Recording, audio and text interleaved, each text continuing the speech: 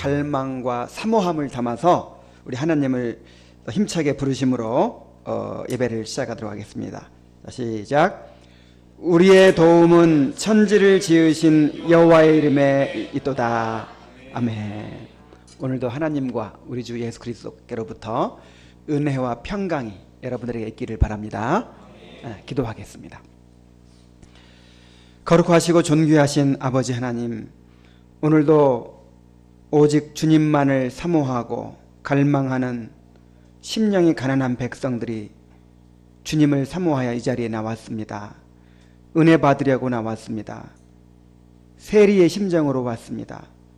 불쌍히 여겨주시고 오늘도 임재하여 주시고 은혜를 내려 주시옵소서. 오늘도 주의 말씀으로 우리를 살려주시옵소서. 예수님의 이름으로 기도하옵나이다. 아멘. 다 같이 일어나셔서 6장 찬송입니다.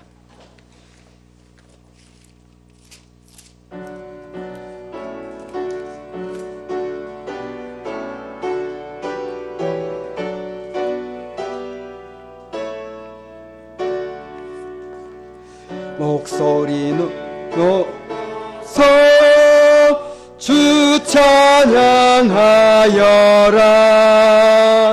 영광과 권세와 존귀와 위엄을 온누리 다스리시는 만왕의 왕께 돌려라.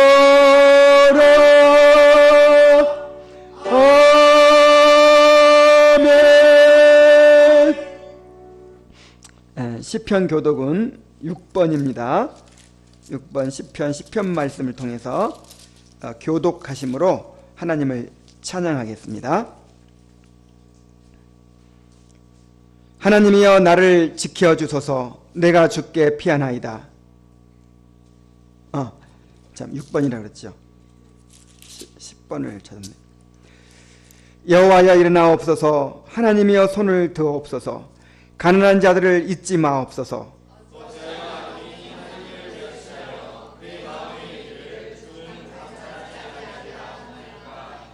주께서는 보셨나이다. 주는 재앙과 고난을 감찰하시고 주의 손으로 갚으려 하시오니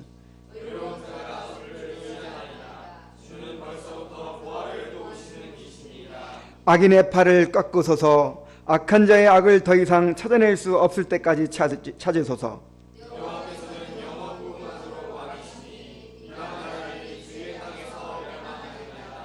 여호와여 주는 겸손한 자의 소원을 들으시오니 고아와 압제당하는 자를 위하여 심판하사 아멘. 우리 찬송가 맨 앞편에 사도신경입니다. 삼위 하나님께 대한 우리의 신앙을 고백하고 온 세상에 선포하겠습니다. 시작. 전능하사 천지를 만드신 하나님 아버지를 내가 믿사오며 그 외아들 우리 주 예수 그리스도를 믿사오니 이는 성령으로 잉태하사 동정녀 마리아에게서 나시고 본디오 빌라도에게 고난을 받으사 십자가에 못 박혀 죽으시고 장사한 지 사흘 만에 죽은 자 가운데서 다시 살아나시며 하늘에 오르사 전능하신 하나님 우편에 앉아 계시다가 저리로서 산 자와 죽은 자를 심판하러 오시리라. 성령을 믿사오며 거룩한 공회와 성도가 서로 교통하는 것과 죄를 사하여 주시는 것과 몸이 다시 사는 것과 영원히 사는 것을 믿사옵나이다. 아멘. 자리에 앉으셔서 43장 찬송입니다.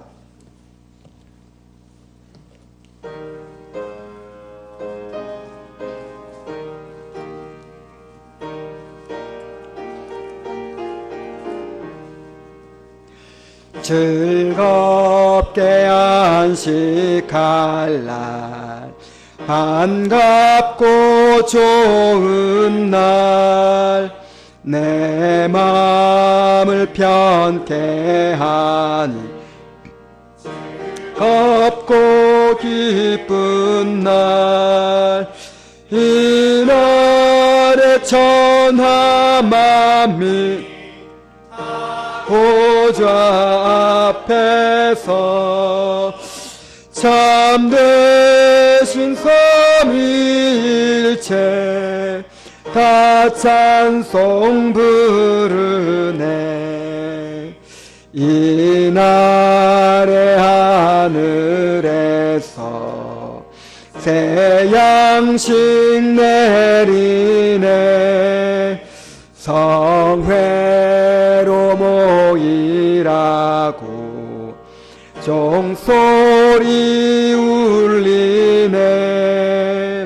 복음의 밝은 빛은 온 세상 비치며 또 영생물이 흘러 시원케 하시네.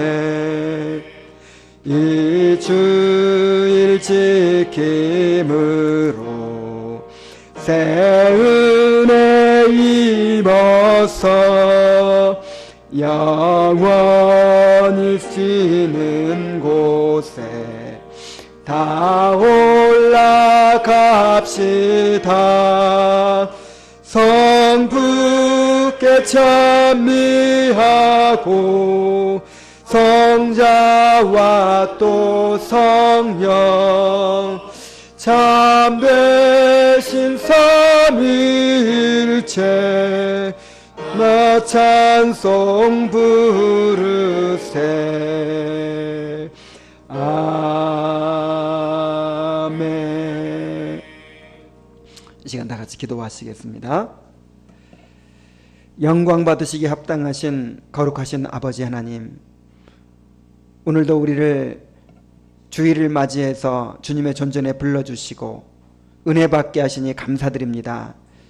우리가 세상에 살 동안 우리를 돌보아 주시고, 우리는 이해할 수 없고 우리는 다 더듬어 찾을 수 없지만 하나님이 우리의 일거수일투족과 우리의 모든 삶을 주장하셔서 섭리하시고 머리털 하나도 하나님의 뜻에서 벗어나는 일 없이 완벽하게 우리를 인도해 주심을 감사드립니다. 아버지 하나님, 우리가 언젠가는 우리의 구원이 완성되고 천국에서 하나님께서 약속하신 영원한 영광을 누리게 될 것을 믿습니다. 또한 성령을 통해서 이 땅에서부터 주님의 다스림을 받고 그 천국의 기쁨을 맛보도록 주님께서 우리에게 허락해 주신 것을 감사드립니다. 아버지 하나님, 우리의 연약한 믿음을 도와주시옵소서. 아버지 하나님, 우리 안에 있는 죄를 죽이게 하시고 우리에게 허락하신 은혜를 날마다 증진시키게 하여 주셔서 우리가 우리에게 허락하신 그 영광의 기업을 누리게 하여 주옵소서. 하나님의 임재를 누리며 살게 하여 주시옵소서. 그래서 천국 백성으로서 세상이 감당치 못하는 그런 사람들이 되게 하여 주시옵소서. 아버지 하나님, 주님의 교회를 이곳에 세워주시고 이제 기초를 놓게 해주셨습니다. 아버지 하나님, 한 걸음 한 걸음 주님께서 우리에게 허락해 주신 길을 걸어가게 하여 주옵소서. 아버지 하나님, 우리는 연약하고 또 우리는 쉽게 변질됩니다. 아버지 하나님, 주의 말씀으로 통치하여 주옵소서. 성령께서 지배하여 주시옵소서. 또한 직분자들을 통해서 교회를 통해서 우리를 치리해 주시고 인도하여 주시옵소서. 그래서 우리 고집대로 하지 말게 해주시고 우리 자신의 소욕대로 행하지 않게 하여 주옵소서. 그래서 이 교회가 주님이 다스리시는 교회가 되게 하시며 이 교회에 속한 성도들의 삶이 주님의 다스림을 받는 그런 삶이 되게 하여 주시옵소서. 계속해서 주님께서 통치하여 주심으로 의롭다함 받고 또 중생하고 회심하는 영혼들이 있게 하여 주시옵소서. 아버지 하나님, 성령으로 말미암아 우리 영혼이 속에서부터 변화되어서 주님을 닮게 하시고 주님의 긍휼이 우리 마음을 지배하는 그런 삶을 경험하게 하여 주시옵소서. 아버지 하나님, 세상에서 연약한 육체로 말미암아 고통당하는 영혼들을 불쌍히 하게 해주시고 그 육체의 가시가 절대로 하나님을 알아가는 일에 방해가 되지 않게 하여 주옵소서. 믿음으로 이겨내게 하시고 감당치 못한 시험 당치 않게 하여 주옵소서. 아버지 하나님, 경제적인 어려움 가운데 또 여러 가지 남에게 나누지 못하는 그런 고민과 아픔 가운데 또 시험 가운데 죄와의 싸움 가운데 지치고 피곤해진 영혼들이 아버지 하나님, 오늘 이 예배를 통해서 주의 생명의 말씀을 통해서 치유받고 새로움을 입게 하여 주시옵소서.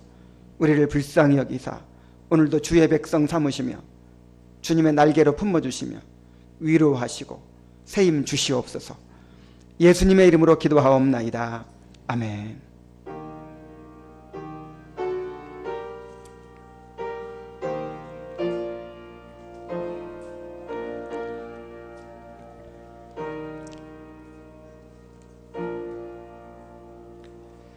오늘 우리에게 주시는 하나님의 말씀 봉독하겠습니다. 히브리서 11장 17절부터 19절까지의 말씀입니다. 히브리서 11장 17절부터 19절까지입니다.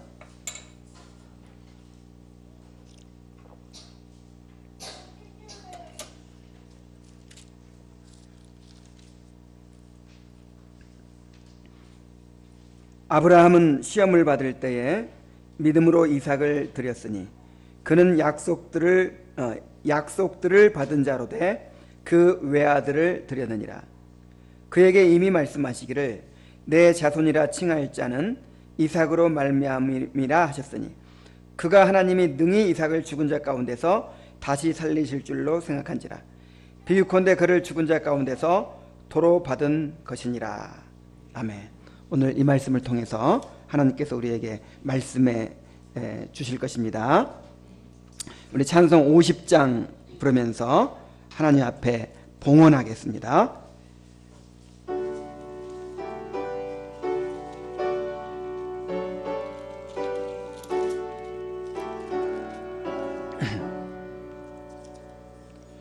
내게 있는 모든 것을 아낌없이 드리네.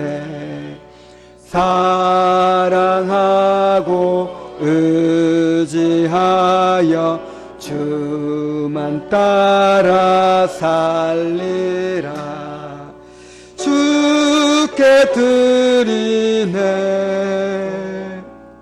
주께 드리네.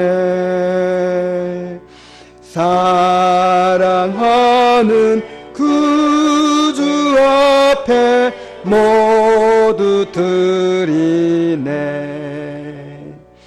내게 있는 모든 것을 겸손하게 드리네. 세상 욕심 멀리하니 나를 받아 주소서. 주께 드리네. 주께 드리네. 사랑하는 구주 앞에 모두 드리네. 내게 있는 모든 것을 주를 위해 버리네. 주의 성령 충만하게 내게 내려 주소서. 주께 드리네. 주께 드리네. 사랑하는 구주 앞에 모두 드리네.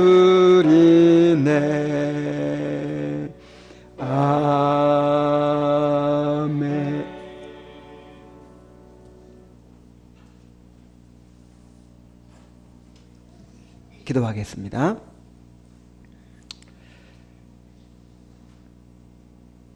우리의 모든 것의 주인이 되시는 하나님 아버지, 오늘도 우리가 주님 앞에 우리 자신을 사한 제물로 드릴 수 있는 이 귀한 특권 주셔서 감사드립니다.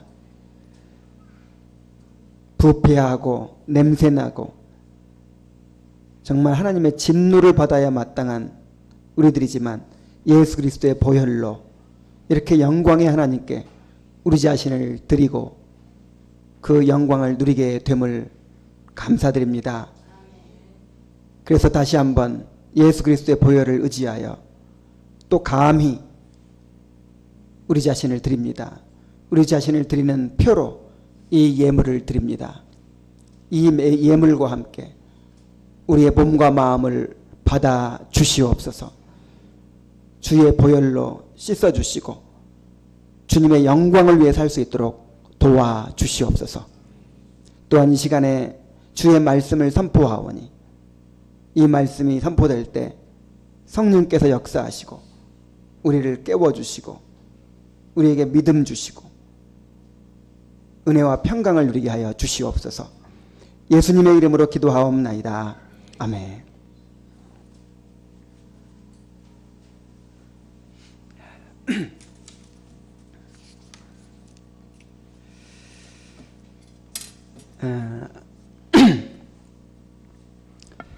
봉독한 말씀을 통해서 온전한 순종으로 드러난 믿음이라는 제목으로 말씀을 드리겠습니다. 말씀을 전하겠습니다.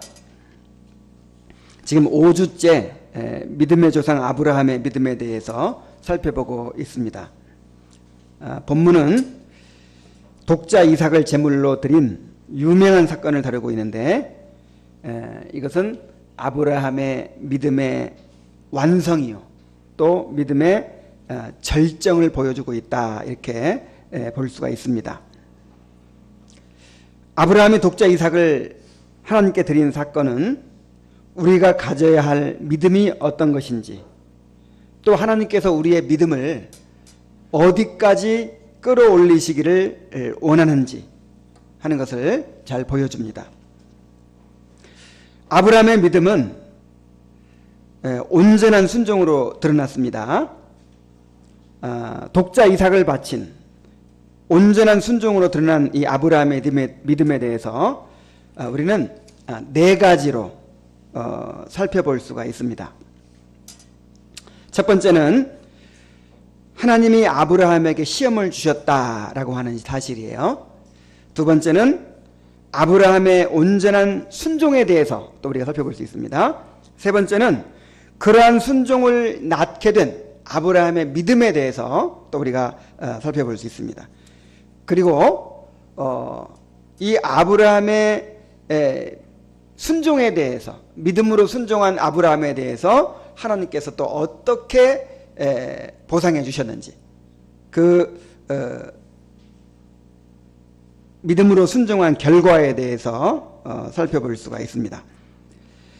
이 본문은 너무나도 중요하기 때문에 2번에 걸쳐서 자세히 한번 다뤄보려고 합니다. 그래서 오늘은 이 4가지 중에서 하나님이 주신 시험과 또 아브라함의 순종에 대해서 살펴보고, 다음 주에는 순종을 낳은 아브라함의 믿음과 또 믿음으로 순종한 결과에 대해서 살펴보도록 하겠습니다.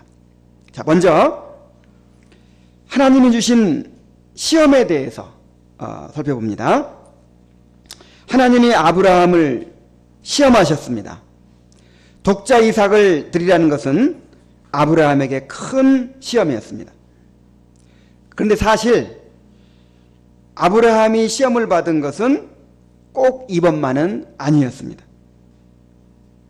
아브라함은 부르심을 받은 이래로 계속해서 하나님께 시험을 받아왔습니다.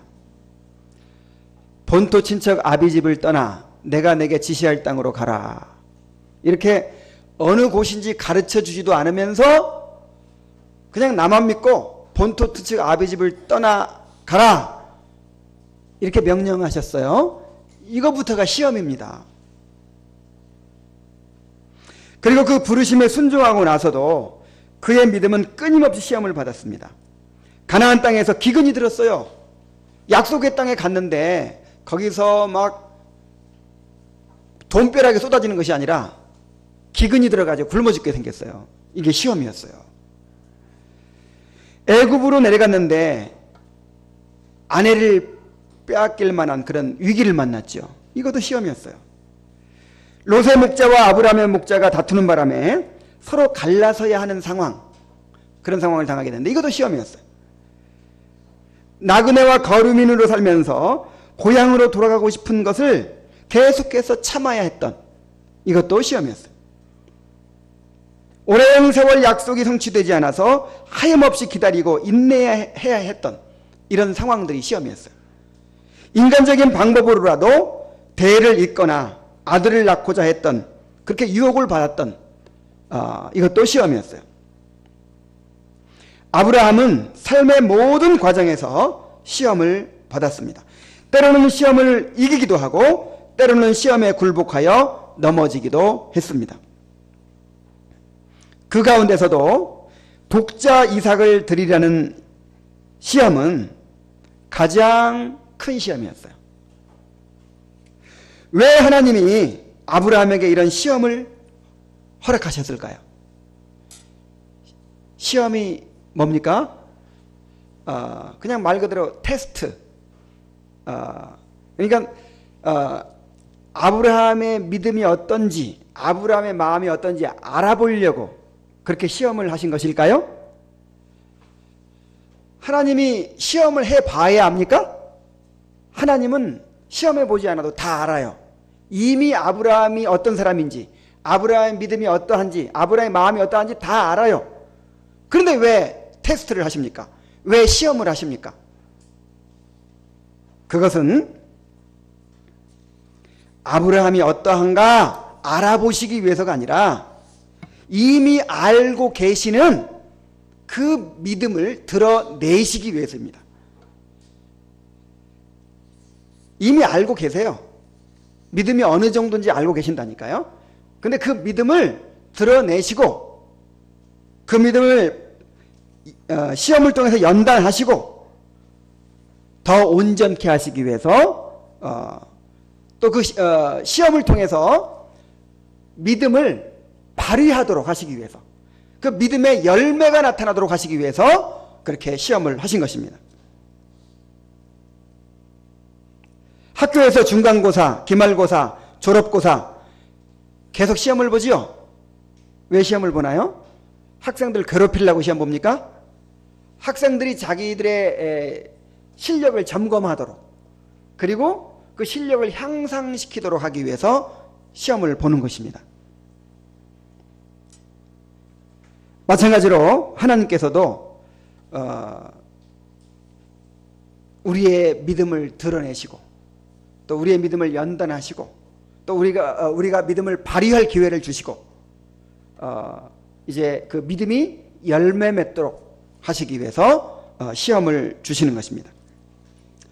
우리는 지난 시간에 우리에게 믿음을 주시는 분도 하나님이시고 그 믿음을 키워가시는 분도 하나님이시다라고 하는 사실을 살펴보았습니다. 하나님은 이미 아브라함에게 믿음을 주셨습니다. 그리고 믿음으로 의롭다함을 받았습니다. 이제 하나님은 하나님께서 주셨던 그 믿음을 연단해서 시험해서 더 온전케 하기를 원하시는 것입니다. 그 믿음이 열매 맺도록, 그 믿음이 행사되도록 그렇게 인도하고 계시는 것입니다.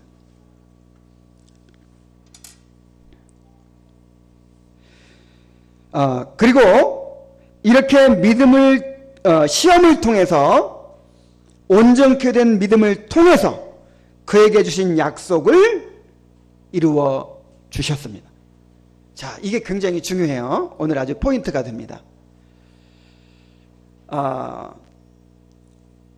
하나님은 아브라함에게 믿음을 주시고 그 믿음을 자라게 하시고 그 믿음을 열매 맺게 하시고 그 믿음이 발휘되게 하시고 그 믿음이 행사되게 하심을 통해서 약속을 이루어 주셨다는 거예요.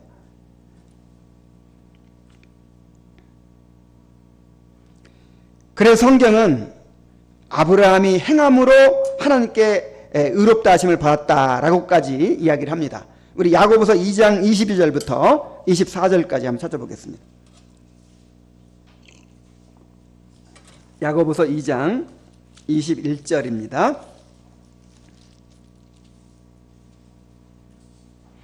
우리 조상 아브라함이 그 아들 이삭을 제단에 바칠 때에 행함으로 의롭다 하심을 받은 것이 아니냐.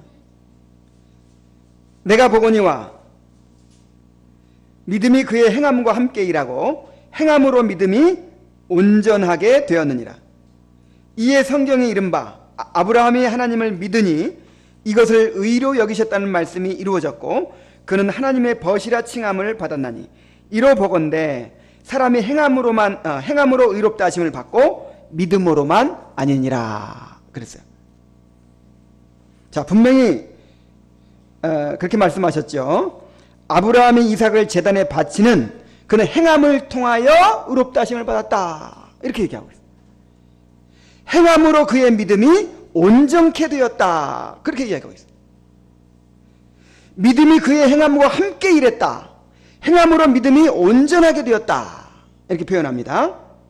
그래서 행함으로 하나님께 인정을 받고 하나님의 벗이라 칭함을 받았다는 거예요. 자, 이것을 우리가 어떻게 이해해야 됩니까? 아브라함이 믿음으로 의롭다 하심 받았어요? 행함으로 의롭다 하심 받았어요? 믿음으로 의롭다 하심 받았죠? 구원 받았죠? 그것이 바뀌어질 수 있어요? 없어요? 없어요. 이미 확정된 사실이에요. 이미 완전하게 의인이 됐어요. 그런데 행함으로 온전케 된다. 행함으로 의롭다 하심 받는다. 이게 무슨 뜻입니까? 이미 믿음으로 의롭다 하심을 받았지만 그 믿음이 온전한 순종으로 열매 맺게 하심으로써 의롭다 하심을 받았던 그의 믿음이 객관적으로 입증되고 또 인정받게 되었다 그런 뜻이에요.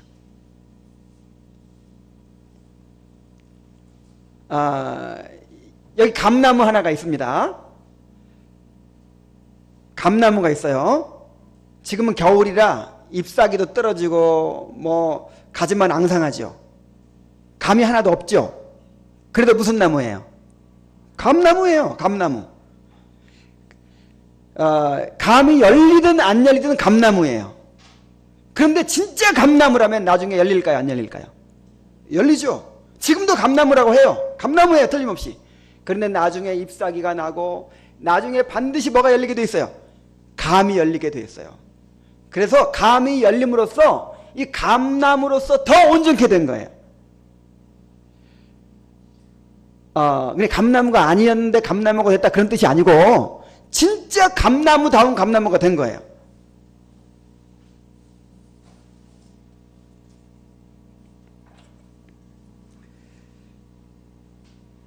우리 창세기 22장 16절부터 18절 한번 봅시다. 창세기 22장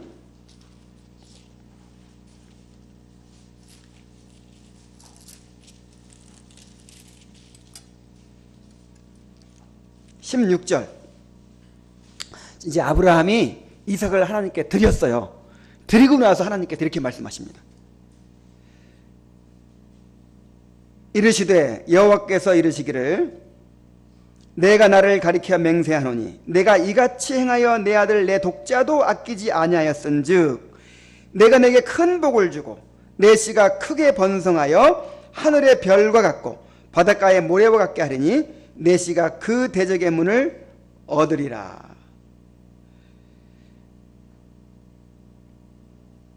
또 내 씨로 말미암아 천하 만민이 복을 받으리니 이는 내가 나의 말을 준행하였음이니라 하셨다 하니라. 자, 여기도 보세요. 하나님께서 아브라함에게 복을 주시고 그 약속을 반드시 이루어 주시겠다 이렇게 하시죠. 근데 왜 이루어 주신다는 거예요? 믿었기 때문에 이루어주신다 그러지 않았죠 지금? 왜 이루어주신다고 했어요? 내가 이같이 행하여 내 아들 내 독자도 아끼지 아니하였은즉, 이게 지금 행함으로 의롭다 하신 바 딴 말과 똑같은 말이에요. 네 아들 드렸으니까 내가 이루어주겠다 이렇게 말하고 있단 말이에요. 그걸 반복해서 말씀하셨어요. 네가 나의 말을 준행하였음이니라. 내가 이렇게 이루어주는 이유는 네가 나의 말을 어떻게 했음이라? 준행하였음이라. 그러니까 믿음으로 받은 거예요? 순종으로 받은 거예요? 지금 이 구절에 의하면 순종했기 때문에 받는 거잖아요 지금. 그러니까 창세기에서도 그렇고 야고보서에서도 그렇고 네가 나를 믿었으니까 내가 이루어주겠다 이렇게 말씀하시기도 했지만, 또 어떻게 또 말씀하셨어요? 네가 순종했으니까 내가 이루어주겠다 이렇게 말씀하고 있는 거예요.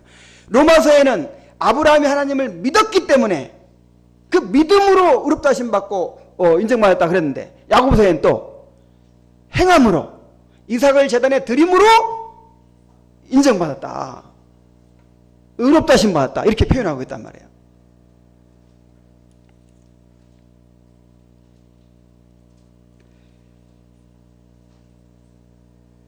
아브라함의 믿음은 하나님이 주신 구원의 믿음이기 때문에 독자를 드리는 것으로 열매를 맺게 됐습니다. 순종으로 열매를 맺게 됐어요. 그리고 그러한 믿음의 행사를 통해서 하나님께서 약속을 이루어 주셨다라고 하는 것입니다.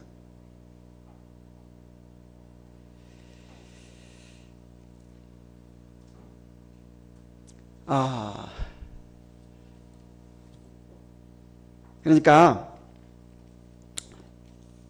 이제 우리가 믿음으로 의롭다 하심 받죠? 믿음으로 구원받죠? 그런데 그 믿음은 반드시 무슨 결과를 낳는다고요? 감나무는 반드시 뭐가 열려요? 감이 열려요. 감이 안 열려도 감나무지만, 그러나 감이 열리게 하는 게 목적이죠. 그냥 우리가 믿기만 해도 구원 받습니다. 그런데 그 믿음이라고 하는 것은 그냥 믿기만 하고 가만히 앉아있도록 돼 있는 믿음이 아니란 말이에요. 반드시 어떻게 돼 있어요? 감이 열려요. 반드시 온전한 순종으로 열매 맺게 돼 있단 말이에요. 그래서 하나님께서 우리의 구원을 이루어 가시잖아요. 그죠? 우리를 구원해 주시고 그 구원을 완성해 가시잖아요. 근데 그렇게 어떻게 완성을 가시느냐? 우리에게 믿음을 주시고 그 믿음을 자라게 하셔서 온전한 순종으로 열매 맺게 하심을 통해서 구원을 완성하신다는 거예요. 이 말을 잘 이해해야 돼요. 아니, 구원은 은혜로 받는 건데, 그냥 믿기만 하면 받는 건데, 우리가 순종하게 하셔서 뭐 어떻게 이루신다, 이거 행위구원 아니냐, 이렇게 오해하는 사람들이 있어요. 그냥 믿음에는 순종이 따릅니다, 막 이런 식으로 얘기하면 행위구원이 아니냐, 이렇게 오해하는 사람들이 있어요. 자, 왜 이런 오해가 자꾸 생기냐면은 자꾸만 칭의와 성화를 분리해서 생각하니까 이런 오해가 생기는 것입니다. 그리고 칭의는 하나님이 주시는 거고 성화는 우리가 노력해서 얻는 것이다, 이런 사고를 가지니까 그리고 믿는 것이 하나님이 믿음을 주시는 것이 아니라 내가 믿는 거다, 이런 알미니안적 사고를 가지니까 이 구원론이 이해가 안 되는 거예요. 그래서 구원파식으로 빠져버리든지, 그냥 뭐 행위가 있든 없든 하여 그냥 내가 그냥 믿는다고만 하면 구원받는다는 거야. 관계가 없다는 거야. 구원파식으로 빠져버리든지, 아니면 믿음 플러스 행위가 있어야 구원받는다고 하든지, 행위주의로 빠지든지 구원파식으로 빠지든지 이해를 못하는 거예요. 자, 다시 말씀드립니다. 칭의와 성화는 원래 분리되어 있는 게 아니고 하나예요, 하나. 그냥 이게 칭의와 성화가 합해져서 구원입니다. 근데 왜 굳이 칭의, 성화 이렇게 분리해가지고 자꾸 설명을 할까요? 행위주의자들이 있기 때문에 이것을 이제 원리적으로 분리해서 설명을 하는 거예요. 그런데 하나님께서 우리를 구원해 주신다라고 할 때는 원래 따로 떨어져 이번에는 칭의를 주고 이번에는 성화를, 이게 아니고 칭의와 성화가 함께 구원이라니까요. 은혜로 구원받는다 할 때 거기에 뭐가 포함되어 있어요? 칭의도 포함되고 성화도 포함되어 있는 거예요.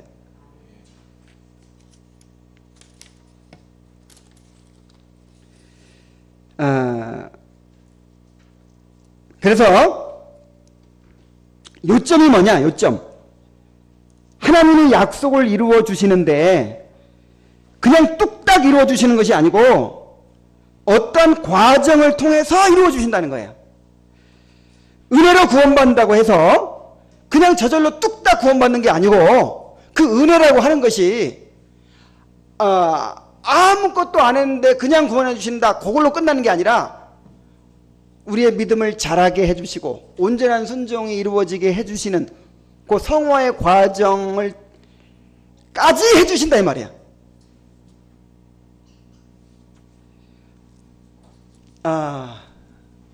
잘 들어보세요. 자, 이제 우리 장윤호 형제가 큰 부자예요. 재벌이에요, 재벌. 그래가지고 하진이를 택했어. 죄송합니다. 하군이를 상속자로 택했어. 그래가지고 내가 내 아들 하군이에게 지금 뭐 글씨도 모르고 돈도 10,000원짜리 1,000원짜리인지 구분도 못하는 아이한테 내가 몇 조 원대의 이 재산을 다 상속해 주기로 결정했습니다. 해가지고 하군이가 완전히 상속자가 됐어요. 은혜죠? 자, 자격 없어 주는 거예요. 글 못 읽어도 또 돈 계산 못해도 그냥 주는 겁니다. 근데 은혜가 거기까지예요. 어디까지가 은혜냐면 하군이를 이제 상속자로 삼았으니까 어떻게 할까요? 학교 보내겠죠. 그 다음에 훈련시키겠죠. 그 다음에 이 큰 회사를 경영할 수 있는 그런 인재로 길러주겠죠. 막 유학도 보내고 훈련도 시키고 해가지고 아주 이제 이 큰 회사를 경영할 만한 사람을 만들어서 물려주는 거예요. 자, 어디까지가 은혜예요? 그냥 지금 아무 자격 없는데 그냥 상속해주기로 했다 이렇게 여기까지가 은혜예요? 아니면은 키워서 상속자의 자격을 갖추도록 해가지고 그 다음에 물려주는 게 은혜예요?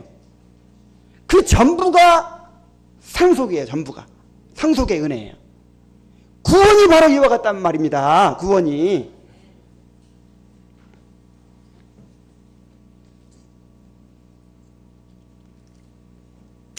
우리의 구원도 마찬가지예요. 우리를 은혜로 구원하신다는 것은 단지 그냥 믿기만 하면 구원받아, 이것으로 끝나는 게 아니란 말이에요. 우리의 믿음을 연단하여서 온전케 하시는 것까지 구원입니다. 단지 칭의만이 구원이 아니고 성화를 이루어 주시는 것까지 구원이에요.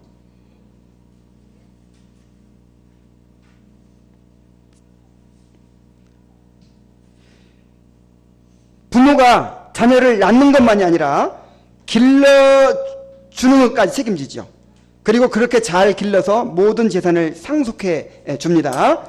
이와 같이 하나님도 우리를 온전히 순종하는 믿음으로 연단하시고 성화를 이루어 주시는 과정을 통하여 우리의 구원을 완성해 주시는 것입니다. 그래서 우리에게 시험이 있는 거예요.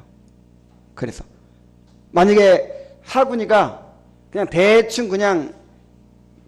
대충 살 사람 같으면 신경 안 쓰겠죠. 공부 잘하든 못하든. 근데 아주 내 재산을 상속하고 가업을 이을 아들이다. 그러면 내버려 두겠어요? 공부 안 하고 노는 아이 그냥 내버려 두겠어요? 두드려 패서라도 정말 강하게 훈련시키겠죠. 그래서 우리를 하나님의 상속자로 삼았기 때문에, 우리에게 하나님의 영광을 상속해 주실 것이기 때문에 우리를 상속자로 훈련시켜 주시는 거예요. 그걸 가리켜서 뭐라고 그래요? 시험이라고 부르는 거예요. 우리 야고보서 1장 2절로 4절 한번 찾아보겠습니다.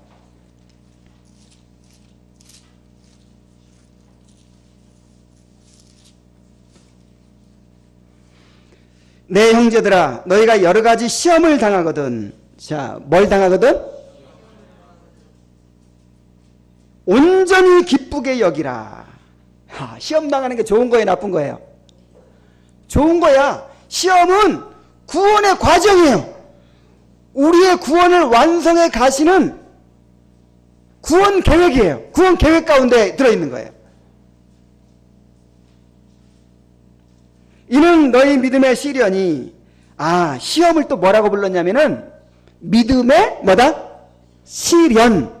우리 믿음을, 시련이라는 말은 용광로 속에서 금을 재련할 때 쓰는 말이에요. 그러니까 용광로 속에서 금을 재련하듯이 우리의 믿음은 어디서 재련됩니까? 시험을 통해서, 고난을 통해서 재련이 되는 거예요. 너희 믿음의 시련이 인내를 만들어내는 줄을 너희가 알미라. 인내를 온전히 이루라. 이는 너희를 온전하고 구비하여 조금도 부족함이 없게 하려 함이라. 그랬어요. 그 다음에 베드로전서 1장 6절입니다. 베드로전서 1장 6절. 그러므로 너희가 이제 여러 가지 시험으로 말미암아 잠깐 근심하게 되지 않을 수 없었으나, 시험 당할 때는 기뻐하라고 했지만 막상 시험 당하면 웃음 나와요? 잠깐 근심합니다. 근데 근심은 계속해요, 잠깐 해요? 이 구원받지 않은 사람은 계속하고, 정말 구원받은 사람은 콧바트리고 낙심해요, 일단. 그랬다가 주님 바라보고 다시 일어납니다. 왜냐하면 성령이 계시니까. 구원의 생명이 있으니까. 그러니까 구원받았다고 해서 그냥 막 뺨 때려도 안 아프고 막 이런 거 아니에요. 구원 받았어도 하나님의 자녀들도 어려운 일 만나면 그냥 낙심되고 두렵고 그래요. 똑같이 넘어져요, 똑같이. 근데 생명이 있으니까, 믿음이 있으니까 다시 일어나는 것입니다. 잠깐 근심했다가 어떻게 돼요? 오히려 크게 기뻐하는도다. 이 울다가 웃는 사람들이 그리스도인들이에요.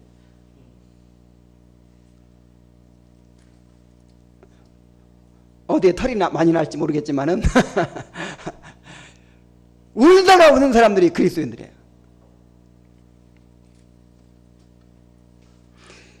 너희 믿음의 확실함은, 이제 믿음이 어떻게 된다고요? 확실해져요. 그냥 믿음이 그냥 뭐하고 그냥 믿음이 있는 사람인지 없는 사람인지 알 수가 없어, 지금은. 근데 시험을 만나잖아요. 시험을 계속 거치다 보면은 믿음이 어떻게 해요? 점점 확실해져요. 점점 믿음이 정금같이 된단 말이에요. 그래서 너희 믿음의 확실함은 불로 연단하여도 없어질 금보다 귀하여 예수 그리스도에 나타나실 때에 칭찬과 영광과 존귀를 얻게 하려 함이라. 이 라오디게아 교인들이 가련하고 벌벗고 눈 멀고 아주 그냥 예수님한테 최악의 평가를 받았죠. 그러면서 예수님이 뭐라고 그러셨어요? 너희들 나한테 불로 연단한 금을 사라. 그래 부유하게 해라. 이 불로 연단된 금이 뭔지 아세요? 시련을 통해서 연단된 믿음을 가리키는 거예요. 그래서 주님 보실 때는 누가 부자인지 아세요? 시련을 통해서 연단된 믿음을 가진 사람, 이 사람이 진짜 부자예요. 주님이 부자라고 인정하시는 사람이에요. 가치 있는 사람이에요.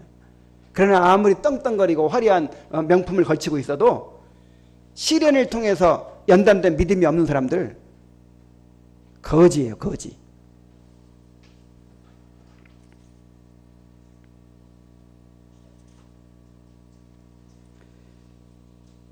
자, 그 다음에 베드로전서 4장 12절 13절 한 군데 더 봅시다. 베드로전서 4장 12절 13절.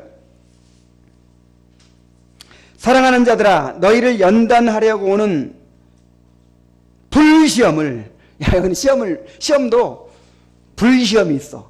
왜 불시험이라고 했을까요? 아주 그냥 너무 뜨거운 시험이야. 너무 가혹한 시험이야. 근데 그 불시험 당할 때는 어떻게 해야 돼요? 이상한 일 당하는 것처럼 이상히 여기지 말고, 아이고, 도대체 하나님의 뜻은 어디에 있는 거야? 왜 이런 일을 허락하시는 거야? 이러지 말란 말이에요, 제발. 아니, 우리는 무슨 고난을 안 당하도록 그렇게 돼 있는 것처럼, 그래서 고난 당하면 이상한 일 당하는 것처럼 생각하는 그런 이상한 사람들이 있어요. 어제 칼빈의 생애를 보세요. 칼빈이 예수 잘못 믿어서 그렇게 고난을 당해요? 어떤 고난이 닥쳐와도 이상하지 않아요. 하나님께서 섭리하고 계십니다. 다음 주에 사도신경 하나님의 섭리에 대해서, 창조와 섭리에 대해서 할 텐데, 우리는 섭리신앙을 갖고 있어요. 섭리신앙 하니까 저 JMS 그거 아니고, 진짜 하나님이 우리를 섭리하신다는 그런 믿음 때문에 그 믿음의 기초에 살아가는 거예요. 그래서 이상한 일 없습니다. 하나님 어찌하여 이런 이따위 소리 하지 마세요. 그냥 당연한 거예요. 우리는 이해가 안 가지만 우리 하나님의 섭리 아래에 있단 말이에요. 이상한 일 당하는 것처럼 이상히 여기지 말고, 그럼 이상한 사람 됩니다. 오히려 너희가 그리스도의 고난에 참여하는 것으로 어떻게 하라? 즐거워하라. 이는 그의 영광을 나타내실 때에 너희로 즐거워하고 기뻐하게 하려 함이라. 이게 무슨 말이냐면, 우리가 주님께서 우리에게 영광을 나타내신다는 말은 이제 그 약속을 이루어 주신다는 말이거든요. 하늘의 기업을 우리에게 이제 이루어 주시고 우리에게 영광을 상속해 주실 때 주신다는 것이거든요. 그런데 지금 당하는 시험이 그 영광을 준비하는 것이란 말이에요.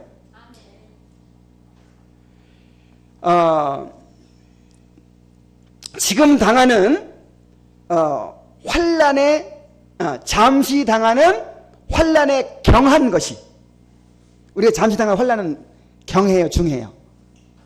가벼울 경자, 경해요. 잠시 당하는 환난에 경한 것이 우리에게 나타날 영광의 중한 것을 이루게 하나니. 여러분, 영광 받을 사람들이죠? 그 다음에 천국을 상속할 사람들이죠? 근데 그게 그냥 뚝딱 상속되는 게 아니고 과정이 있단 말이에요. 그 과정이 뭐냐면 시험이에요. 불시험.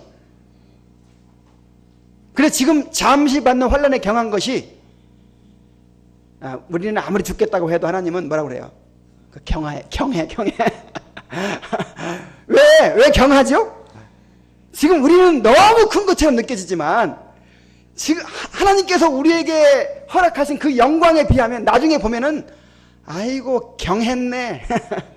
아무것도 아니었네. 그때는 이게 전부인 줄 알고 그냥 죽는 신용했는데, 알고 보니까 그거 잠시 받는 환난의 작은 것이었네. 그렇게 고백하게 될 것입니다. 주님이 그렇다면 그런 줄 아세요. 그래서 나중에 영광에 중한 것을 이루어 간단 말이에요. 그러니까 불시험이 좋은 거예요, 나쁜 거예요? 그럼 불시험 당할 때 어떻게 하라고요? 즐거워하라고. 즐거워하라고.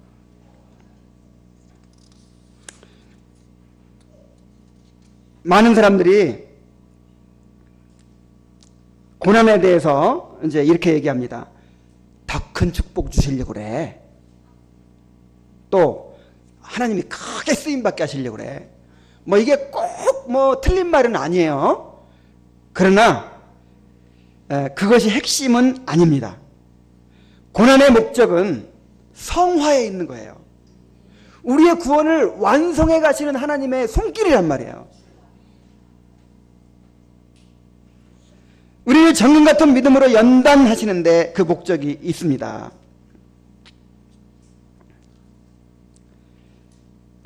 그러므로 우리에게 다가오는 시험과 고난을 불행한 일로 여기고 낙심해서는 안 돼요. 이것은 구원받지 못한 세상 사람들의 태도입니다. 정말 구원받은 믿음을 가졌다면 시험을 만날 때 오히려 어떻게 해야 돼요?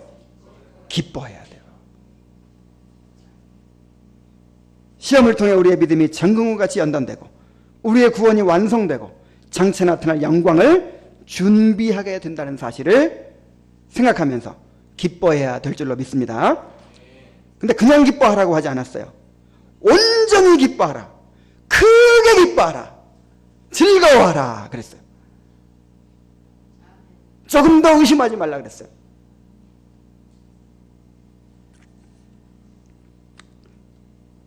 기뻐하시기 바랍니다. 시험을 받을 때 어떻게 하라? 기뻐해라. 자, 그 다음에 아브라함이 시험을 받았어요. 지금 독자 이삭을 드리라는 시험을 받았어요. 그런데 아브라함은 시험을 받을 때에 믿음으로 이삭을 드렸다 그랬어요. 이삭을 드리라는 하나님의 명령은 아브라함이 받은 시험 가운데 가장 어려운 시험이었습니다. 이삭은 아브라함에게 있어서 눈에 넣어도 아프지 않을 만큼 귀한 아들이었습니다. 하나님도 이삭이 아브라함에게 어떤 존재인지를 잘 아셨어요. 그래서 이렇게 말씀하셨습니다. 창세기 22장 2절에 보면은 여호와께서 이르시되 내 아들 내 사랑하는 독자 이삭을 드리라. 그냥 이삭을 드리라 그러지 않고 어떻게 드리라고 그래요? 한번 따라해 봅시다. 내 아들 내 사랑하는 독자 이삭을 드리라.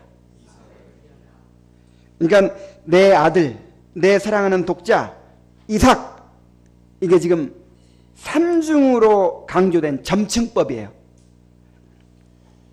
자, 내 아들이라고 그랬죠. 이 아들이 어떤 아들이에요?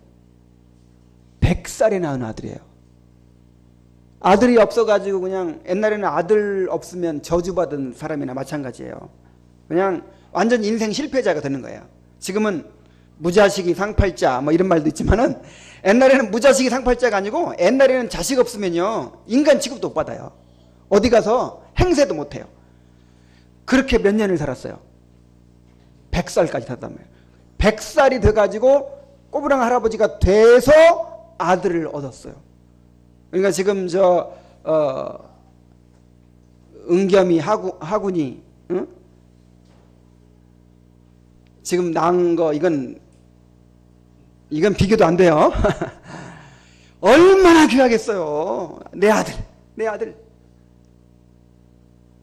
그런데 그냥 아들이 아니고 또 무슨 아들? 내 사랑하는 독자 그랬어요. 독자, 그것도 하나밖에 없는 아들. 눈에 넣어도 아프지 않을 만큼 너무너무 사랑스러운 아들이라는 거예요. 그리고 누구예요? 이삭이에요. 이삭. 내 자손이라 칭할 자는 이삭으로 말미암이라 그랬잖아요. 그래서 이삭은 하나님이 직접 지어준 이름이고 아브라함에게 주신 약속을 성취할 그런 약속의 씨였어요. 그러니까 아브라함의 삶의 전부였어요. 이삭이. 그냥 이삭 하나면 아브라함은 부러울 게 없는 거예요. 현세와 내세의 모든 것이 다 어디에 들어있어요 지금? 이삭에게 들어있어요. 이삭 잃어버리면 모든 것을 잃어버리는 것이고 내 아들 내 사랑하는 독자 누구? 이삭. 근데 그 이삭을 어떻게 하라는 거예요? 군대 보내라는 거예요? 아니면 어디 노예로 팔라는 거예요? 군대만 보내라고 해도 막 엉엉 울고 난리 날 거예요. 그런데 군대 보내는 거 아니에요. 무슨 어디 노예로 팔아버리라는 거 아니에요. 번제로 드리라는 거예요. 번제. 이 번제가 무엇입니까? 번제는 칼로 제물의 목을 따고 배를 갈라서 내장을 드러내고 그 다음에 이제 살을 다 발라내요. 뼈에서. 그 다음에 각을 떠요. 그래가지고 이거 전부 다 제단 위에 올려가지고 불태워 드리는 거예요.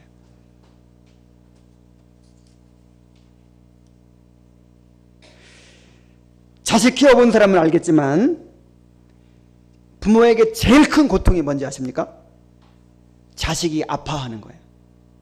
그냥 내 자식이 힘들어하고 아파하고 고통스러워하는 거는, 이거는 차라리 내가 아프고 말지 도저히 견딜 수 없는 것이 자식이 고통당하는 거예요. 그런데 지금 아브라함에게 그 사랑하는 독자 이삭을 번제로 드리라는 거예요.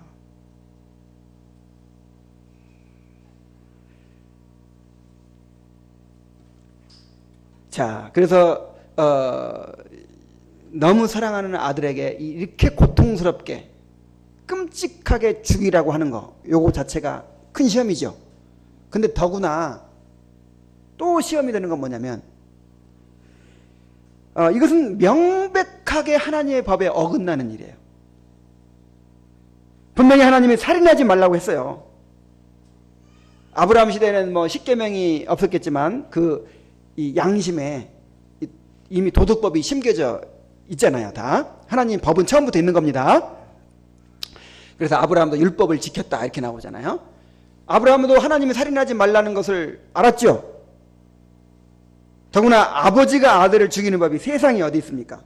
그리고 제사를 드리는데 사람을 잡아가지고 인신제사를 드리는 건 하나님이 금했어요. 이건 이방인들이 하는 것이라고. 이해가 돼요, 안 돼요? 도무지 이해가 안 돼요. 아니 어떻게 하나님이 자기 아들을 죽이라고 하고 아들을 제물로 삼아서 인신제사를 드리라고 하나. 자, 이것도 큰 시험이었고, 가장 결정적인 어려움은 뭐냐? 극심한 혼란을 주었던 것이 뭐냐? 이삭이 하나님의 약속의 자손이란 말이에요. 하나님이 분명히 약속하셨어요. 누구로 말미암아? 이삭으로 말미암아 내가 모든 약속을 이루어 주겠다. 그래서 그거를 믿었단 말이에요. 그 약속 믿고 지금까지 살아왔단 말이에요.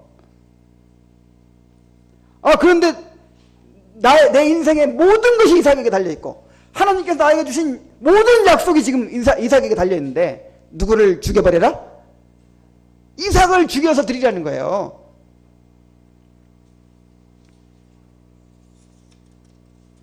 그래서 성경 주석가 매튜 헨리는 이에 대해서 이렇게 이야기를 했습니다. 아브라함은 이 이삭이 그의 가문을 이을 것이요 또 이 이삭이야말로 아브라함의 자손이라 칭하여질 것이라는 것과 또 이 이삭이 메시아의 조상의 한 사람이 될 것이고 또 이삭의 후에 나오는 메시아를 통해 모든 민족이 축복을 받을 것임을 약속받은 후에 이러한 시험을 받았던 것이다. 따라서 지금의 아들 이삭을 번제로 드리라는 명령은 그에게 있어서는 곧 그의 가문을 멸망시키고 끊으시겠다는 명령으로 들렸으며 또한 하나님께서 그의 약속을 파기하시고 그리스도의 오심을 막으시며 온 세상을 파괴하시고 아브라함의 영혼과 구원의 희망을 잘라버리시며 일격의 하나님의 교회를 송두리째 잘라버리시겠다는 명령으로 들리었다. 이 세상에서 가장 무서운 시험이었다. 이 아브라함이 당한 시험이, 이삭을 드리라고 한 시험이 얼마나 큰 시험인지 아시겠죠? 그런데 아브라함은 그토록 어려운 시험을 이겨내고 하나님의 명령에 순종했습니다. 그것도 온전하게 순종했어요. 아브라함의 순종은 온전한 순종이었어요. 자, 왜 온전한 순종이었느냐? 첫째, 그는 순종을 지체하지 않았습니다. 창세기 22장 3절에 보면은 아브라함이 아침에 일찍이 일어나. 자, 언제 일어나? 나귀의 안장을 지우고 두 종과 그의 아들 이삭을 데리고 번제에 쓸 나무를 쪼개어 가지고 떠나 하나님이 자기에게 일러주신 곳으로 가더니, 야, 얼마나 놀라운지 몰라요. 아마 이 문맥으로 봐서 이제 어젯밤에 그 명령을 들은 거예요. 네 아들 독자 이삭을 모리아 산으로 데리고 가서 거기서 제물로 드리라, 번제로 드리라. 이야, 그럼 우리 같으면 어떻게 했겠어요? 이제 몇 날 며칠을 고민하고 이거 해야 되느니 말아야 되느니 뭐 누가 상담하고 뭐 기도해보고 뭐 생각해보고 고민해보고 하겠죠.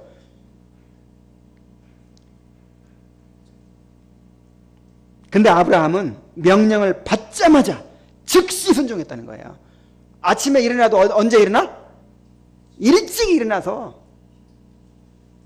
밤새도록 잠 못 자고 고민하다가 그냥 아이고 이거 하기 싫은 거 아주 늦게 일어나서 뭐 이렇게 할 수도 있겠죠. 그러나 일찍 일어나서 순종했습니다. 아브라함도 아들과 함께 조금이라도 시간을 더 보내고 싶은 마음이 있었을 것입니다. 아들과 마지막으로 여행이라도 함께 다녀온 후에 그동안 아들과 함께 하고 싶었던 일이 있었는데 그거 함께 한 후에 아름다운 추억이라도 만들고 그렇게 순종하고 싶은 마음이 있었을 것입니다. 그러나 그렇게 했더라면 순종할 수 없는 거예요. 하나님 저에게 한 달만 시간을 주십시오. 1년만 시간을 주십시오. 자, 그럼 1년 후에 쉬워질까요? 한 달 후에는 쉬워질까요? 순종은 절대로 미루어서는 안 되는 것입니다. 지체할수록 순종이 어려워지는 것입니다. 아니, 순종을 지체하는 것 자체가 불순종이에요. 이거 명심하시기 바랍니다. 순종을 지체하는 것도 불순종인 거예요. 그러나 아브라함은 조금도 망설임 없이 즉각적으로 순종했습니다. 자, 그리고 온전한 순종이었다는 게 또 뭐냐면 아내와 의논하지 않았어요.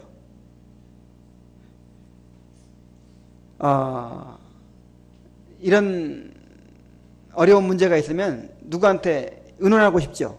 그냥 몰라서 의논하는 게 아니라 좀 내 마음을 알아달라. 정말 미치겠다. 왜 하나님이 이렇게 나한테 이런 명령을 주시는지 모르겠다. 너무 힘들다. 그러면서 지금 동조자를 얻고 싶어가지고 이렇게 자꾸만 이 사람 저 사람한테 이렇게 의논하고 하소연하고 그럴 수 있어요. 더군다나 이삭은 사라의 아들이기도 하잖아요. 그런데 하나님의 뜻이 너무나도 명백한 일은 누구에게 물어볼 필요 없어요. 순종하면 되지 뭘 의논해. 너무나도 명백한 일은 이 사람 저 사람 붙잡고 자꾸 물어보고 의논을 하고 그럴 필요 없어요. 자꾸 그렇게 하는 것은요, 순종하기 싫어서 그러는 거예요. 어떻게 하면 내가 좀 순종하지 않을 핑계를 댈까? 요거 좀 어떻게 들어보려고 그렇게 이 사람 저 사람 붙들고 막 하소연하고 의논하는 거예요. 만약에 아내한테 이렇게 의논했으면 바치기가 아마 더 어려웠을지 몰라요. 이 모성애는요, 이 부성애보다 훨씬 강합니다. 왜냐하면 이 엄마는요, 직접 생명과 결탁이 돼 있었잖아요. 이렇게 물론 이제 아버님 날 낳으시고 어머님 날 기르시고 뭐 이런 말도 있지만은 아버지가 뱃속에 담고 있었던 거 아니잖아요. 전맥인 거 아니잖아요. 그래서 이 부성애보다는 모성애가 훨씬 더 셉니다. 그래서 사라한테 얘기하면 어려워졌겠어요? 쉬워졌겠어요? 훨씬 10배는 더 어려워지는 거예요. 그러면 이제 핑계대기가 얼마나 좋습니까? 하나님, 나는 드리고 싶었죠. 근데 드렸다가는 사라 죽게 생겼어요. 나 같으면 드리겠지만 도저히 눈 뜨고는 못 보겠어서 내가 못 드렸습니다. 이런 핑계거리가 또 생겼을 거예요. 그래서 아예 아내와 의논하지 않고 길을 떠난 것입니다. 그리고 또 함께 가던 종들도 이제 종들이 이 나무랑 막 이렇게 지고 따라가죠. 근데 산 올라가려면 종들이 필요하죠. 근데 산 밑에서 너희들은 여기서 머물러라. 우리 둘만 가겠다. 자, 왜 그렇게 했을까요? 만약에 종들까지 같이 가보세요. 아이고, 이 노인네가 나이가 많이 들더니 노망했네. 그러면서 가만 뒀겠어요? 어떻게든지 막 젊은 사람들이 뜯어 말려가지고 이제 이삭을 드리지 못하게 했을 거예요. 그래서 아예 그냥 종들을 멀리 떼어놓고 순종에 방해가 될 만한 모든 요소들을 아예 차단해 버렸어요. 그러니까 이런 결단이 확고한 거예요. 내가 순종하겠다, 이런 결단이 워낙 확고했기 때문에 모든 순종에 방해가 되는 요소를 차단해 버리고 이제 가는 것입니다. 이것저것 핑계를 대고 변명거리를 찾는 것은 그만큼 순종하려는 의지가 없다는 증거입니다. 정말 순종하려고 하면요, 핑계가 아니라 방법을 찾게 돼 있어요. 자, 세 번째로, 아브라함의 순종은 지속적이었어요. 아브라함의 순종은 한순간에 눈 딱 감고 해치워버릴 수 있는 그런 행동이 아니었습니다. 그냥 자고 있는 이삭 그냥 칼로 한번 팍 찔러서 죽이면 쉬울 수 있어요. 그런데 모리아 산까지는 사흘길을 가야 돼. 사흘길을 계속 대화하면서 밥 먹어가면서 같이 가는 거예요. 같이 잠자가면서. 그러니까 순간순간 얼마나 시험이 많았겠어요. 그러나 그는 끝까지 인내했습니다. 그래서 믿음은 순종과 인내로 드러난다는 것입니다. 한 번 순종하고 마는 것이 아니라 순종을 지속하는 것이 바로 인내요, 믿음입니다. 아브라함은 원래 이렇게 믿음이 있는 사람이 아니었죠. 그런데 오랜 연단과 또 성숙의 과정을 거쳐서 이렇게 온전한 순종을 드릴 수 있는 사람으로 빚어진 것입니다. 하나님은 우리도 아브라함처럼 이렇게 온전히 순종하는 믿음으로 연단해 가고 계십니다. 하나님은 우리에게도 이삭을 드리라고 요구하십니다.